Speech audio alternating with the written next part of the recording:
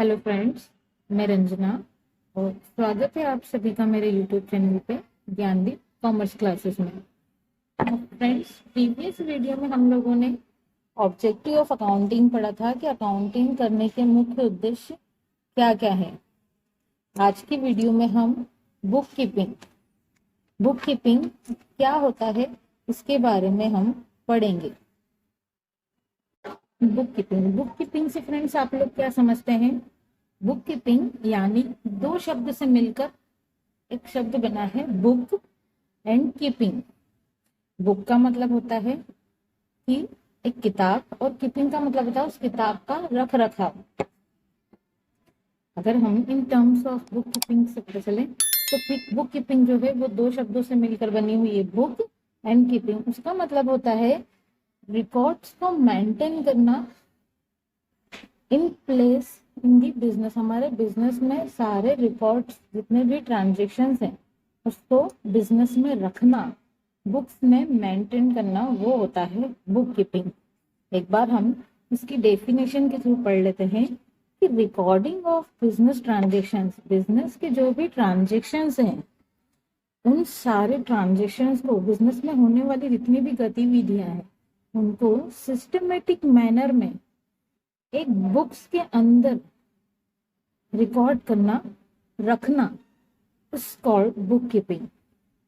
व्यवस्थित तरीके से हमारे बिजनेस के होने वाले सारे ट्रांजेक्शन्स को एक सिस्टमेटिक तरीके से बुक्स में मेंटेन करना, ये होता है बुक कीपिंग।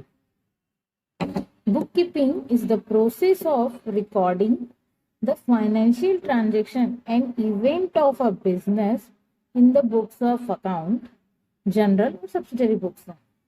यानी कि हमारे बिजनेस में हो रहे जितने भी फाइनेंशियल ट्रांजेक्शन्स हैं, फाइनेंशियल इन द मीन्स कि पैसों से रिलेटेड जितने भी ट्रांजेक्शन्स है, जितनी भी गतिविधियां हो रही है उसको एक प्रॉपर बुक्स ऑफ अकाउंट में मेंटेन करना, ये होता है बुक कीपिंग। ये बुक्स हम जनरल भी होती है और सब्सिडरी भी होती है। It is a part of accounting.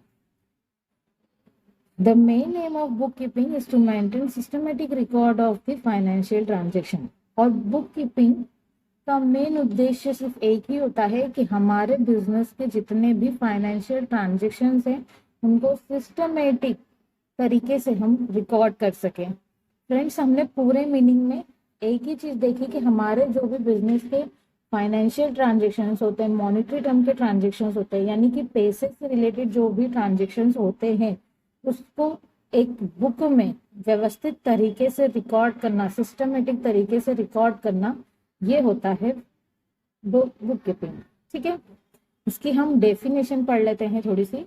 तो book keeping is an art of recording business dealing in set of books.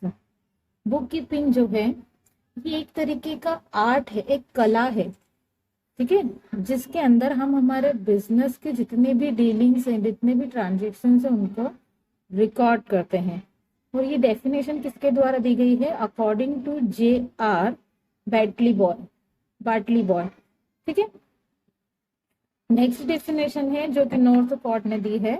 उनका कहना है कि book keeping is an art of recording in the books of account the monetary aspects of commercial and financial transaction.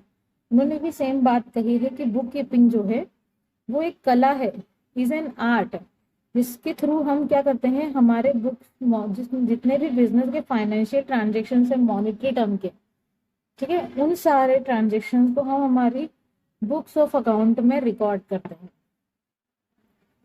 समझ आया friends आप लोगों को? यानी कि हमारे बिजनेस के जितने भी ट्रांजेक्शन्स हैं हम उनको सिस्टमेटिक तरीके से जब एक किताब के अंदर, एक बुक्स के अंदर सिस्टमेटिक प्रोसेस के थ्रू लिख लेते हैं तो उसे हम बुक कीपिंग कहते हैं। दो डेफिनेशन भी दी है मैंने, इसके थ्रू आप समझ सकते हो अच्छे से राइटर्स की डेफिनेशन को। अगर आप किसी राइटर की डेफिनेशन लिख रहे हैं तो बकायदा उसे उसके नाम के साथ लिखें। ठीक है, अगला है हमारा objective of book keeping. Book keeping करने के उद्देश्य क्या क्या है? तो बुक कीपिंग पहला पॉइंट है कि ये एक तरीके से परमानेंट रिकॉर्ड हो जाता है किसका, हमारे बिजनेस के ट्रांजेक्शन्स का, ठीक है।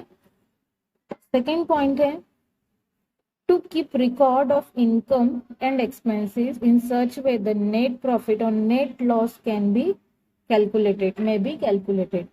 यानी कि जब हमारे बिजनेस के जितने भी इनकम से जितने भी एक्सपेंसेस है, अगर हम उन्हें अच्छे तरीके से रिकॉर्ड कर लेते हैं तो हमें हमारे बिजनेस का नेट प्रॉफिट या नेट लॉस हम हमारे बिजनेस का कैलकुलेट कर सकते हैं with the help of bookkeeping. Third point है to keep control on expenses. हम हमारे बिजनेस के जितने भी खर्चे हैं बुक कीपिंग के माध्यम से उन्हें कंट्रोल कर सकते हैं with view to minimise the same in order to maximise profit. उन्हें कम करके हम हमारे प्रॉफिट का जो है उसको बढ़ा सकते हैं। यानी कि अगर हम बुक कीपिंग जो ट्रांजेक्शन है बुक कीपिंग के अंदर अच्छे से रिकॉर्ड करते हैं तो हम हमारे बिजनेस के जितने भी खर्चे हैं उसको मैक्सिमाइज कर सकते हैं, उनको कंट्रोल कर सकते हैं और हमारे बिजनेस की जो प्रॉफिट है उसको मैक्सिमाइज कर सकते हैं, ठीक है, उसको बढ़ा सकते हैं। नाउ फोर्थ है to know the name of the customer and the amount due from them. हम हमारे बिजनेस के ट्रांजेक्शन्स के थ्रू बुक कीपिंग के थ्रू हमारे जो भी कस्टमर्स हैं जिससे हमें पैसा लेना बचा हुआ है, जिनका अमाउंट ड्यू है, वो भी हम आइडेंटिफाई कर सकते हैं। To know the name of supplier and the amount due to them. अगर हमने किसी सप्लायर से कोई माल खरीदा है तो हमें उसको कितना अमाउंट पे करना है, कितना अमाउंट हमारा ड्यू है, हमें उसे कितना देना है, ये चीज भी हम उससे पता कर सकते हैं। सिक्स्थ पॉइंट है to have important information of the legal and tax purpose. Bookkeeping के थ्रू हमें हमारे बिजनेस की लीगल इंफॉर्मेशन और टैक्स का जो पर्पस है वो आइडेंटिफाई हो जाता है कि हमें कितना टैक्स पे करना है।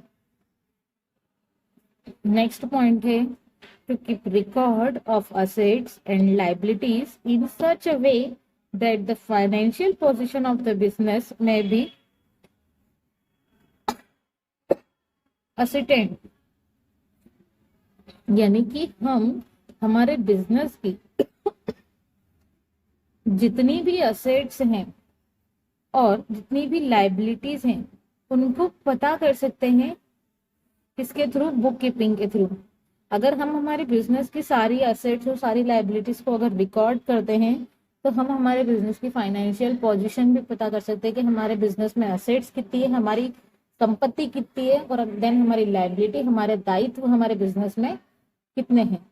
तो बुक कीपिंग का उद्देश्य आपको समझ आ गया होगा फ्रेंड्स कि बुक कीपिंग क्यों जरूरी है, इसकी डेफिनेशन और इसके ऑब्जेक्टिव्स। अगर कोई डाउट होता है तो आप लोग मुझसे कमेंट सेक्शन में पूछ सकते हैं। आई होप सो फ्रेंड्स आपको ये वीडियो समझ आया होगा। अगर आपको समझ आता है तो आप इसे लाइक करें, शेयर करें। Thank you for watching.